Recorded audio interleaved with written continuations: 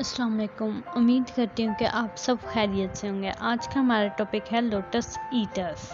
आज मैं आपको इनका क्रिटिकल एनालिसिस बताऊंगी।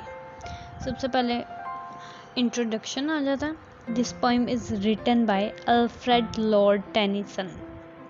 ये पोइम अल्फ्रेड लॉर्ड टेनिसन ने लिखी है। He was born in 1809। वो 1809 में पैदा हुए एंड डाइड इन 1892 और वो 1892 में उनकी डेथ हो गई। आगे आ जाते हैं समरी।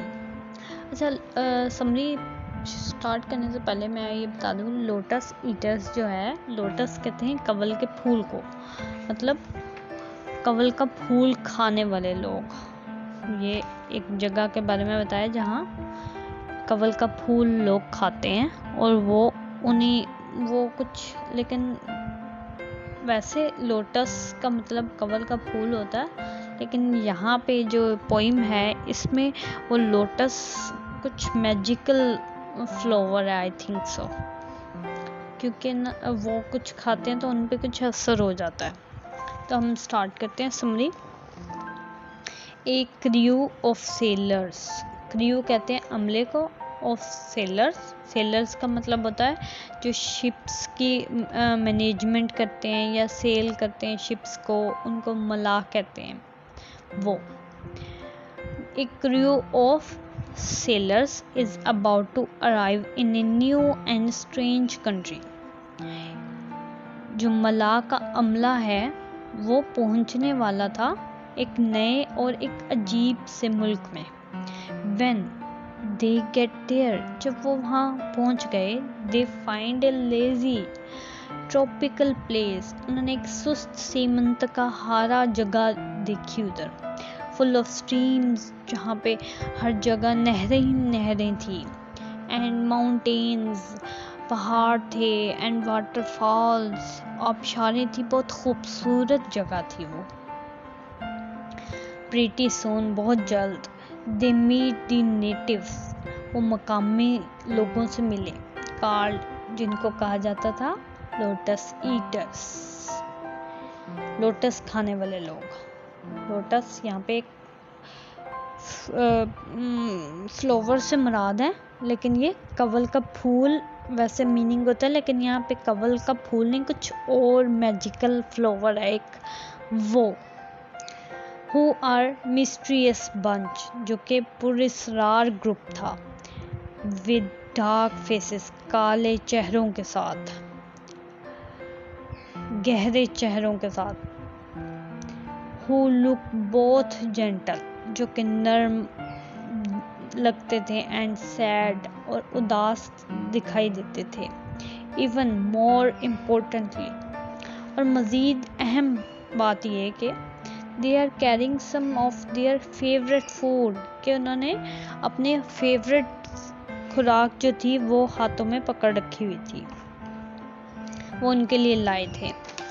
जो ये क्रू ऑफ सेलर्स आए थे, सेलर्स जो मलाह आए थे, उनके लिए लाए थे ये एन एन्चेंटेड, एक जादू, प्लांट, एक जादुई पौधा, कॉल्ड लोटस, जिसको लोटस कहते हैं। सम ऑफ द सेलर्स, कुछ मलाह ने, ट्राई लोटस, लोटस को ट्राई किया, and it has a strange effect on them, और इन पे एक अजीब सा असर हो गया।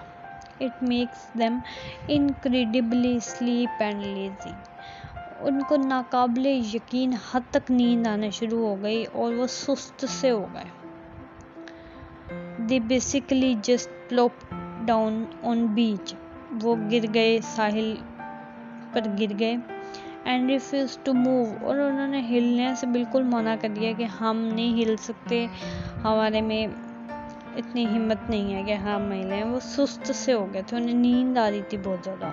insisting that they are tired of working all the time, और वो कह रहे थे कि अगर हम हिलेंगे तो ये, हम इतने थके हुए हैं कि हमारे लिए ये बहुत मुश्किल काम है, and want to stay in this new spot, और हम इस जगह रहना चाहते हैं।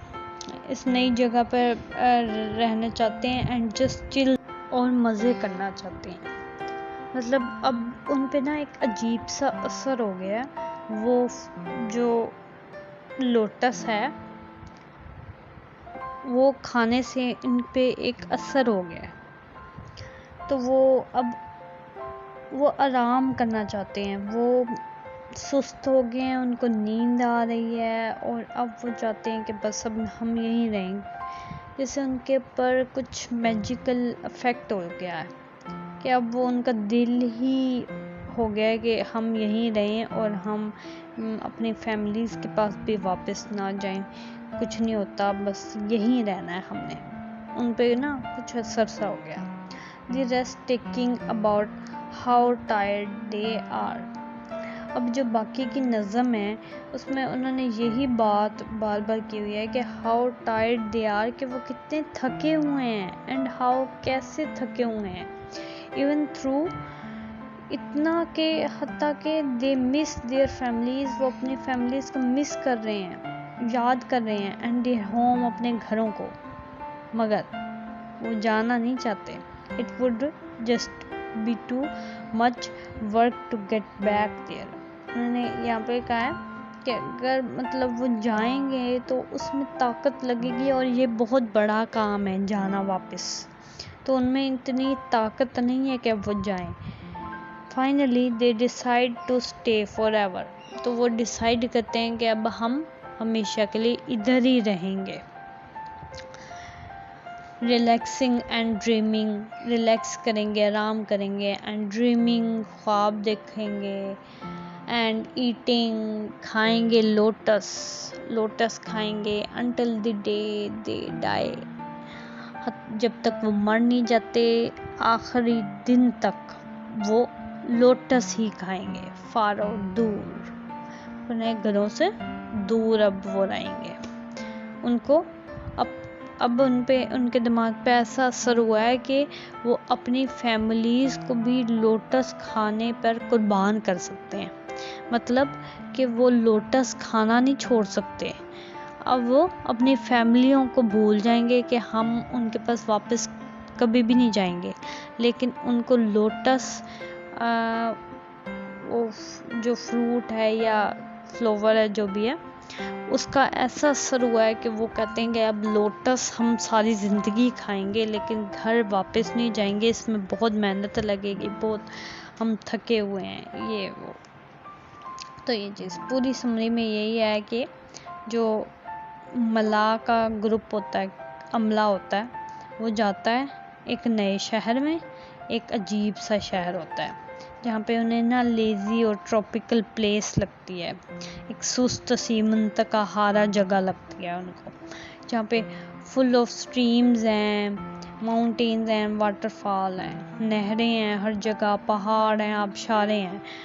और फिर वो बहुत जल्द मकामी लोगों से मिलते हैं, तो उनको कहते हैं लोटस ईटर्स, जो कि बहुत पुरस्कार ग्रुप होता है डार्क फेसेस के साथ,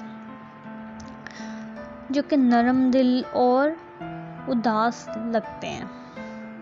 और फिर वो देखते हैं कि उनके हाथों में उन्होंने अपने फेवरेट फूड जो होती है, जादुई पौधे पकड़े होते हैं, जिनको कहते हैं लोटस के पौधे होते हैं, वो पकड़े होते हैं, वो लाए होते हैं इन सेलर्स के लिए। फिर कुछ मलाह जो हैं वो ट्राई करते हैं लोटस को, और फिर उनके ऊपर एक अजीब सा इफेक्ट हो जाता है, जो कि उनको नाकाबिले यकीन हद तक उनको नींद आना शुरू हो जाती है, बहुत ज़्यादा नींद आना शुरू हो जाती है, और वो सुस्त हो जाते हैं और वो गिर जाते हैं बीच पर, साहिल पर गिर जाते हैं, लेट जाते हैं कि जैसे उनमें हिम्मत ही नहीं है। और फिर वो मना कर देते हैं हिलने से भी कि हम अब यहीं पे बस लेटे रहेंगे, हम यहाँ से हरकत भी नहीं करेंगे।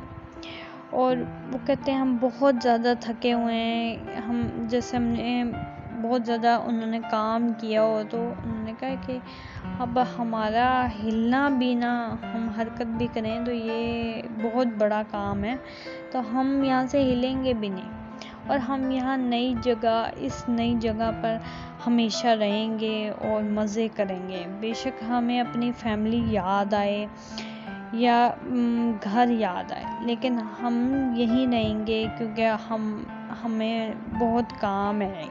वापस जाना एक बहुत बड़ा काम है जो हमारे से नहीं होगा, हम बहुत थके हुए हैं। तो वो डिसाइड ये करते हैं कि हम यहाँ पे हमेशा रहेंगे, हमेशा के लिए, और चिल करेंगे, रिलैक्स करेंगे, ड्रीमिंग करेंगे एंड लोटस को खाएंगे। तो जब तक हमारी मौत नहीं आ जाती हम लोटस खाएंगे। तो ये पूरी समरी ये है। आगे थीम्स इसमें आ जाती है डेथ की, ड्रीम्स की, स्लीप की और टाइम की। ये 4 थीम्स हैं जो इन्होंने डिस्कस की हैं इसमें, डेथ, ड्रीम, स्लीप, टाइम। ठीक है, आगे आ जाता है लिटरेरी डिवाइसेस। इसमें सबसे पहले आ जाती है पर्सोनिफिकेशन। पर्सोनिफिकेशन 2 सेंटेंसेस में है इसमें पोइम में। पहला एक सेंटेंस है स्टूड सनसेट फ्लश्ड, ये एक सेंटेंस है, ये पर्सोनिफिकेशन है। ठीक है इसमें। और दूसरा है गशिंग ऑफ द वेव, ये भी पर्सोनिफिकेशन है। ठीक है, ये 2। उसके बाद तीसरा आ जाता है मेटाफोर आ जाता है। अब इसमें ये है एलियन शोर्स, पोइम में ये है एलियन शोर्स, ये मेटाफोर है। और मेटाफोर एक और जगह पे आता है, बल्कि 2 और मेटाफोर आते हैं। एक आता है music in his ears, his beating heart did make, एक ये मेटाफोर है। और एक ये है sweet it was to dream to fatherland. ठीक है, ये है। इसमें पर्सोनिफिकेशन और मेटाफोर यूज हो रहा है। ठीक है, पर्सोनिफिकेशन मैं दोबारा से आपको ये लिटरेरी डिवाइसेस रिपीट कर देती हूँ। 2 पर्सोनिफिकेशन और 3 मेटाफोर मैंने आपको बताई हैं। पर्सोनिफिकेशन है स्टूड सनसेट फ्लश्ड, दोबारा से स्टूड सनसेट फ्लश्ड। और दूसरी जो है वो पर्सोनिफिकेशन वो है gushing of the wave, gushing of the wave. आगे आ जाता है मेटाफोर। मेटाफोर है 3 मेटाफोर है। पहला है एलियन शोर्स, एलियन शोर्स। ठीक है, ये। दूसरा music in his ears, his beating heart did make, दोबारा से रिपीट कर देती हूँ। Music in his ears, his beating heart did make, ये मेटाफोर है। तीसरा metaphor sweet it was to dream to fatherland, दोबारा से रिपीट करती हूँ। Sweet it was to dream to fatherland, ये मेटाफोर है। ठीक है, ये हो गई लिटरेरी डिवाइसेस हमारी। आगे आ जाता है conclusion. They decided to stay for ever relaxing and dreaming and eating lotus until the day they die. Conclusion ये निकलता है इस पोएम में, जो ये सेलर्स मलाह हैं ये डिसाइड करते हैं कि ये हम सारी ज़िंदगी जब तक हमें मौत नहीं आती तो हम यहीं रहेंगे, रिलैक्स करेंगे, आराम करेंगे एंड ड्रीमिंग और ख्वाब देखा करेंगे एंड ईटिंग और खाएंगे लोटस खाएंगे until the day they die, जब तक वो मर नहीं जाते, उस दिन तक, जिस दिन उनको मौत नहीं आ जाती उस दिन तक वो लोटस खाएंगे। तो ये हमारा लोटस ईटर्स का क्रिटिकल एनालिसिस हो गया। आई होप सो आपको वीडियो अच्छी लगी हो। अगर वीडियो अच्छी लगी हो तो मेरे चैनल को सब्सक्राइब, वीडियो को लाइक और कमेंट करके मुझे ज़रूर बताइएगा कि आपको मेरी वीडियो कैसी लगी, और शेयर ज़रूर कीजिएगा। Thank you.